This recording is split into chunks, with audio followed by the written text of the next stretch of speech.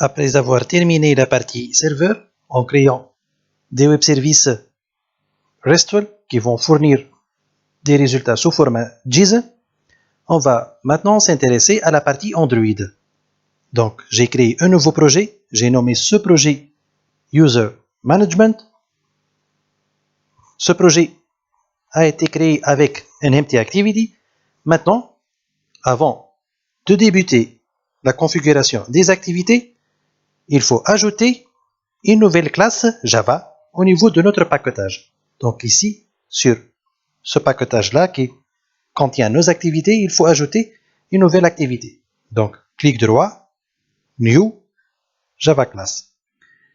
Le nom de cette classe Java doit être JSON en majuscule, P en majuscule, et puis le reste en minuscule. JSON Parser.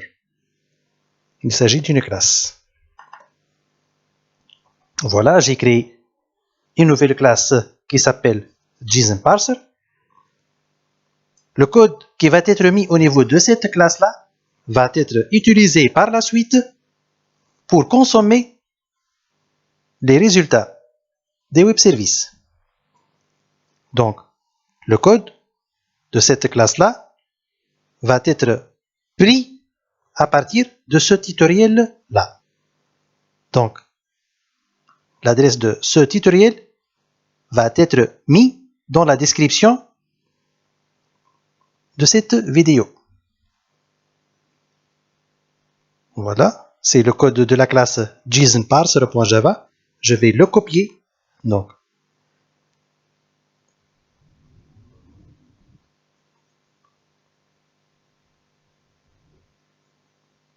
voilà. Copier. Et maintenant, je vais juste garder le nom du paquetage et je vais faire coller. Voilà. C'est le code de ma classe JSONParser. Comme vous pouvez le voir ici, cette classe contient une méthode qui s'appelle makeHTTPRequest. Cette méthode est de type JSONObject. Il faut noter que les web services que nous avons développés fournissent comme résultat final un JSONObject. Ceci, ce qui est sélectionné, s'appelle JSONObject, ce qui est entre deux accolades.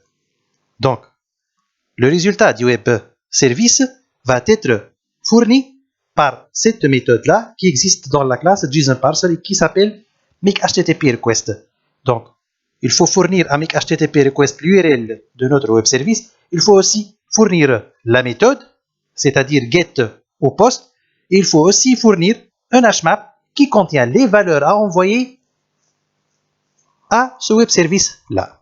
On va passer maintenant à notre activité. Donc, nous avons une activité vide. Donc, je vais passer à l'interface graphique. Ici, j'ai un constraint layout. Donc, je vais débuter par développer l'activité qui permet d'ajouter un utilisateur.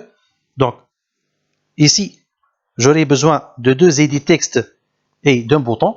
Donc, ici, je vais changer ce constraint layout en linear layout. Donc, clic droit sur constraint layout, puis convert view. Je vais choisir linear layout et puis apply. Je vais convertir son orientation en verticale. Donc, je vais supprimer ce text view là. Je n'ai pas besoin de text view. Par contre, je dois insérer deux plain text, c'est-à-dire deux edit text. Le premier edit text est consacré pour la saisie du nom de l'utilisateur et le deuxième edit text est consacré pour l'âge. Donc, je vais choisir un edit text de type number. Voilà. Il me reste un bouton. C'est le bouton ajouter. Donc, je vais faire drag and drop pour button. Ici, il faut changer ce qui existe dans ces edit textes-là. Par exemple, le premier edit text affiche un text name, ce qui n'est pas professionnel. Il ne faut pas afficher un texte dans un edit text. C'est à l'utilisateur de taper son texte. Mais en contrepartie, il faut afficher ce qu'on appelle hint au niveau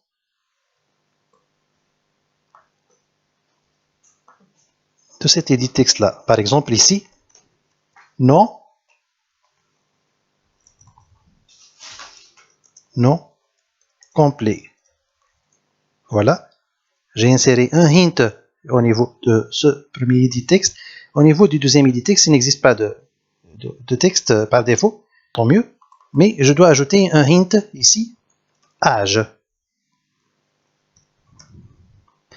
Maintenant, je dois changer le texte du bouton. Donc, au lieu de button, il faut mettre ajouter comme texte.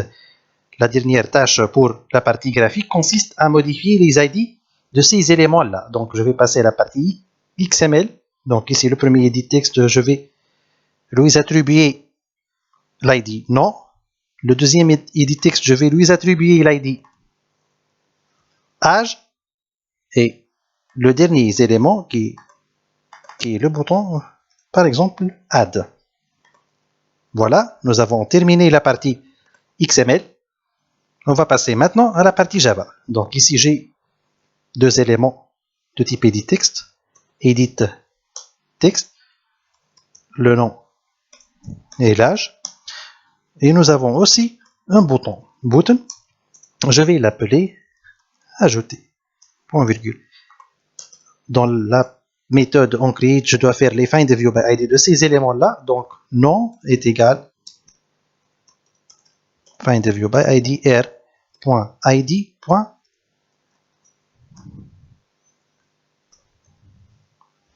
r.id. Non. De la même manière, je vais faire findViewById pour âge. Donc, r.id.âge.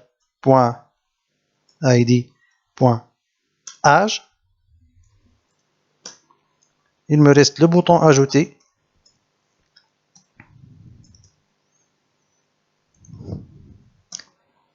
r.id.âge. Point virgule. C'est pas âge, mais c'est plutôt add. Voilà. Donc, maintenant, je vais attribuer un listener à mon bouton ajouter. Donc, ajouter.set on click listener. Ici, entre parenthèses, je vais taper new, espace, grand O. Il va m'afficher view.onClick listener. Je vais la choisir. Il va implémenter la méthode onClick. Par la suite, on va voir qu'est-ce qu'on va mettre au niveau de cette méthode-là.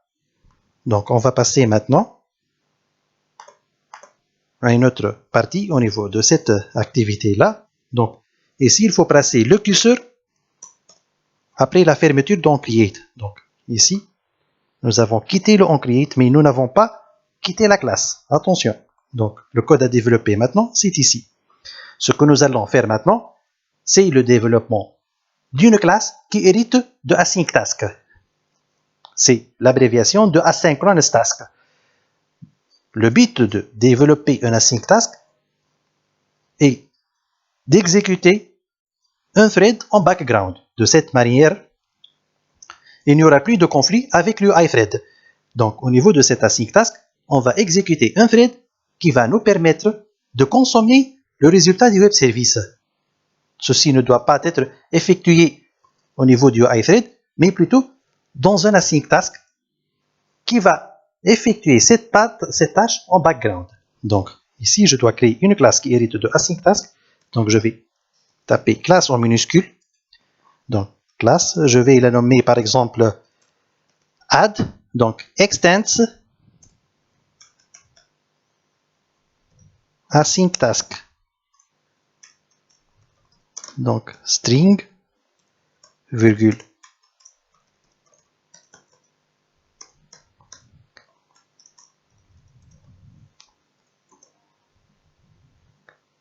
J'ouvre les deux accolades. Il faut implémenter les méthodes de l'AsyncTask. Donc, ici, il me demande de corriger une erreur. J'appuie sur l'erreur, il m'affiche la lampe rouge. Donc, j'ouvre cette lampe et j'implémente les méthodes demandées. C'est la méthode doInBackground. Il faut noter qu'il existe aussi d'autres méthodes au niveau de l'AsyncTask. Ce sont le onPreExecute et le onPostExecute. Donc, ici, je vais implémenter la méthode onPreExecute. Et sous la méthode doInBackground, je vais implémenter la méthode onPost. execute. Voilà la méthode en post execute. Donc, au niveau de la méthode doInBackground, on va consommer notre web service. Il faut faire attention au niveau de la méthode doInBackground. Il ne faut jamais faire un affichage au niveau de cette méthode-là. Et aussi, il ne faut jamais effectuer une tâche qui se fait généralement au niveau du UIThread, au niveau de la méthode doInBackground, comme par exemple l'affichage d'une boîte de dialogue ou l'affichage d'un toast. Ceci est interdit. Si vous avez quelque chose à afficher après l'exécution du thread en background, vous devez développer son code au niveau de en post-execute. Et si vous avez quelque chose à afficher à l'utilisateur avant de débuter l'exécution de thread au niveau de doInBackground, il faut la mettre ici au niveau de en pre-execute. Donc l'exécution de ce thread-là prend un peu de temps. Donc l'écran sera stable ou bloqué pour un instant. L'utilisateur doit recevoir une notification ou un message qui va lui dire qu'il doit attendre un peu. Donc, pour faire cette action-là, on va utiliser ce qu'on appelle un progress dialog. Donc, je vais créer une variable ici de type progress dialog. Je vais la nommer dialog.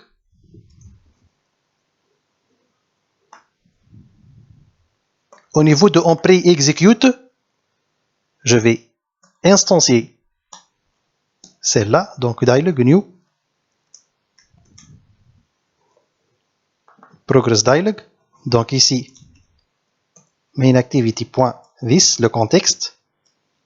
Donc je vais attribuer un message dialog. Set message, par exemple, patientez, s'il vous plaît. Et finalement, il faut l'afficher.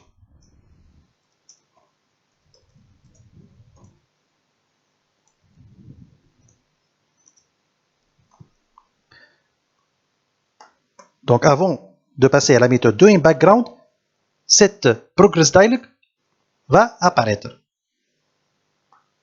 Mais après l'exécution de thread, il faut l'arrêter. Donc au niveau de on post execute, nous devons arrêter cette boîte de dialogue.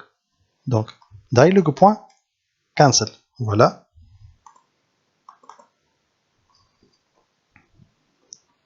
Il nous reste maintenant de développer le code de doInBackground.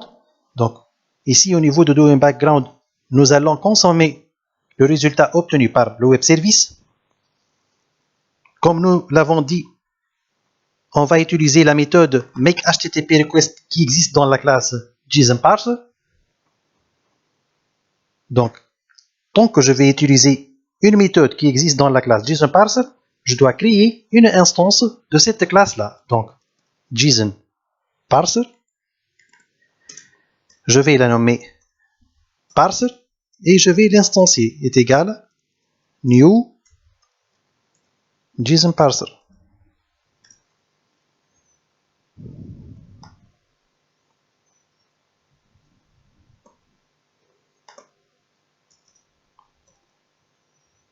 Donc ici, on va utiliser la méthode makeHTTPRequest. Et il faut dire que la méthode makeHTTPRequest retourne un JSON-object, qui est le résultat affiché par les web services. Donc ici, je vais créer une variable de type JSON-object qui va recevoir le résultat de makeHTTPRequest. Je vais la nommer O par exemple, ou object est égal. Donc, l'instance que j'ai créée de JSONParser s'appelle parser.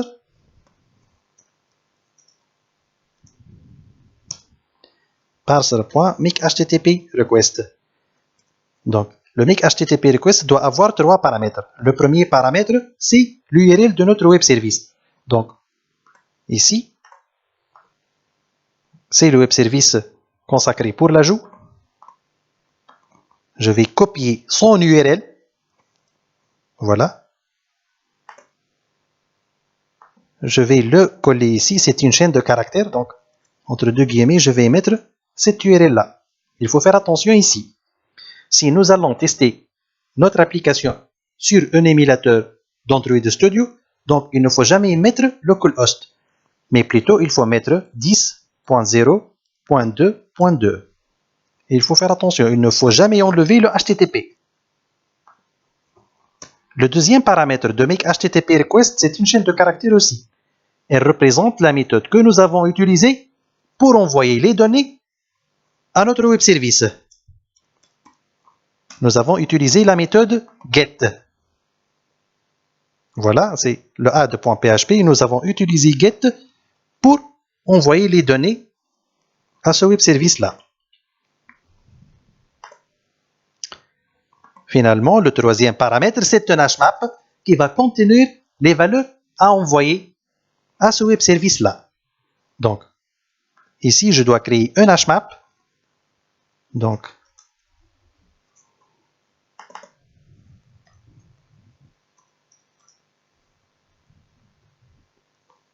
string, je vais l'appeler par exemple map est égal new HMAP.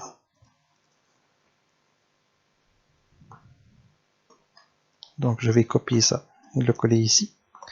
Maintenant, je vais remplir cet HMAP-là que j'ai créé. Donc, map.put.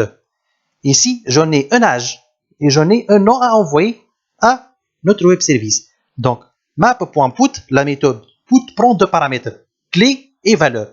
La clé doit être identique à ce qui existe au niveau de notre web service, ici, au niveau de get.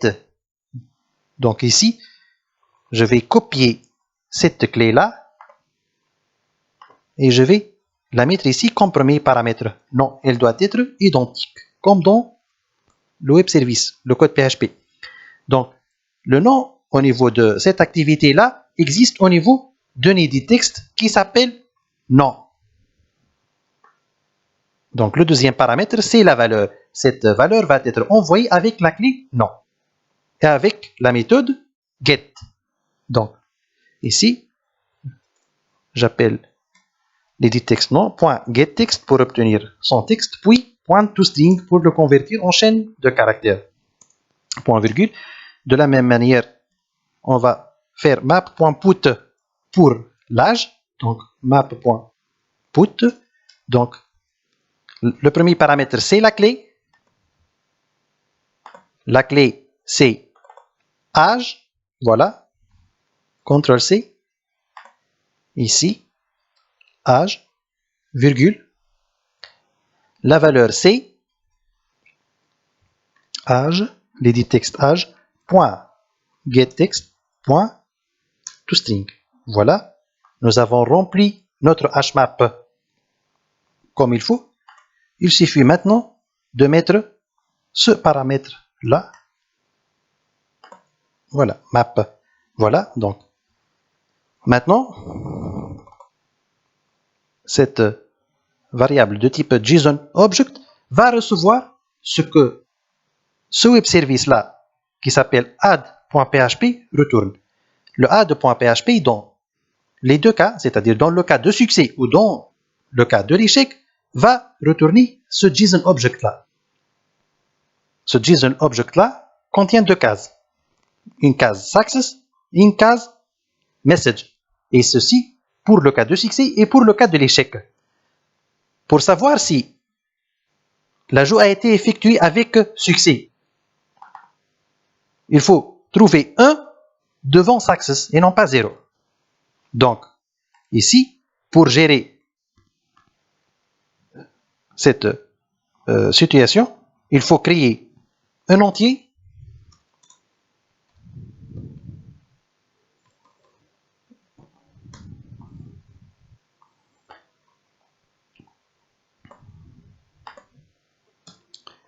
je l'ai nommé success, donc un entier success. Au niveau de cet entier-là, je vais mettre ce qui s'affiche devant cette case success qui existe au niveau du résultat de add.php. Donc ici, j'ai mon résultat, c'est-à-dire le résultat du web service. Donc, object.getInt. Donc, au niveau de ce JSON-object qui existe maintenant au niveau de object, il y a deux cases, case success et case message. Maintenant, je m'intéresse à la case success. Donc, ici, je vais faire un copier pour success. Donc, object.getInt. Ici, je vais mettre le mot-clé success. Il m'affiche une erreur. Il veut que je mette ça au niveau d'un bloc try catch. Donc, je clique sur l'erreur, j'ouvre la lampe rouge et je choisis ce round with try catch. Voilà. Donc, si l'ajout a été effectué avec succès, normalement success va être égal à 1. Et dans le cas contraire, il va être égal à 0. Donc, pour savoir si l'ajout a été effectué avec succès, il faut afficher un message à l'utilisateur pour lui informer de l'ajout avec succès et de l'échec dans le cas contraire. Donc, en cas où ce success a pris 1, égal à 1, ce n'est pas une affectation, mais c'est une égalité. En cas où success égal à 1, dans ce cas-là, il faut afficher un toast, mais activity.this, le contexte. Le deuxième paramètre, c'est ajout effectué. Le dernier paramètre, c'est la durée. C'est length long ou length short. Il faut faire .show. Et dans le cas contraire, il faut afficher un toast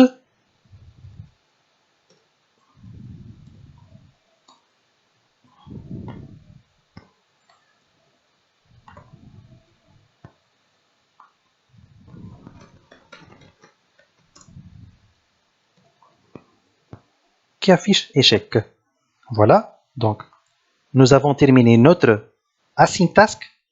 Maintenant, lorsque l'utilisateur clique sur le bouton ajouter, il faut exécuter cet async task. Donc ici au niveau de l'enclic de notre bouton là, je dois instancier cet async task new add. Donc mon async task, la classe async task, je vais l'instancier, donc elle est déjà instanciée, et il faut faire point execute. Il faut exécuter l'async task. Voilà. Donc de cette manière-là, l'ajout doit être effectué. Mais il faut faire attention. Il y a deux choses qu'il ne faut jamais oublier et qu'on doit les mettre au niveau de notre Android manifest.xml, au niveau de ce fichier-là. La première chose à faire est d'ajouter la permission Internet. Donc ici, je dois ajouter une permission Internet. Donc je vais choisir Users Permission. Ici, je vais choisir android.permission.internet. Voilà. Et au niveau de la balise application, ici, il faut ajouter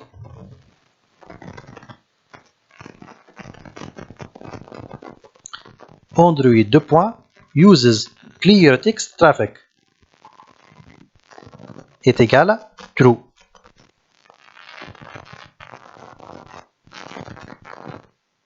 Voilà, normalement, nous avons terminé cette activité-là.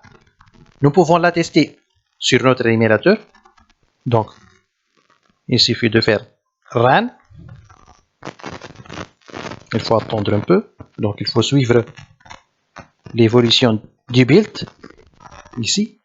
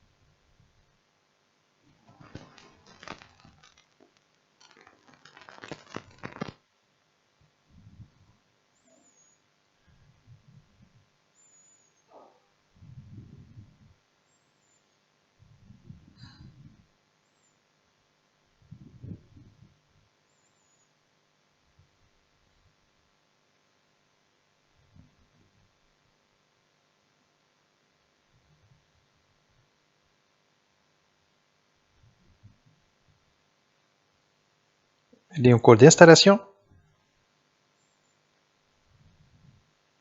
L'activité est lancée. Donc j'ouvre mon émulateur. Voilà, il m'affiche cette interface-là. Ici, je dois insérer le nom. Par exemple, Silva. Ici, je dois insérer un âge. Par exemple, 22. Et j'appuie sur Ajouter. Il m'affiche le Progress Dialog, puis il m'affiche Ajout effectué. Je vais vérifier ça au niveau de ma base. Donc, ici, au niveau de phpMyAdmin, donc je dois réfléchir la table User. Et voilà. C'est l'utilisateur Silva qui a été inséré avec succès.